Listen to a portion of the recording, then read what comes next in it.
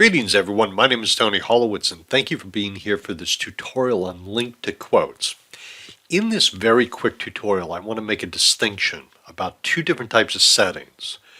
When we are in Link2Quotes, Link2Quotes and this Linktivity product group has what's called general settings. If I come up and click on the hamburger, you're going to see there's an option right here for general settings. When I click on that, you'll see some different options here. So these are the general settings in Linktivity. Link2Quotes is part of the Linktivity series. Now, having said that, if you look over here on the right-hand side, I'm inside Link2Quotes. I'm on the Quotes tab.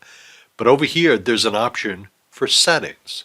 And I think this can be a little confusing because sometimes it's like, wait a minute, where do I go to change the settings?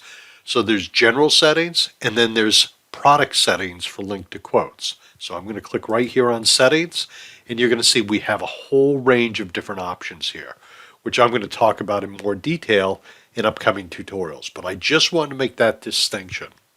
Thank you, everyone. Have a great day. Bye now.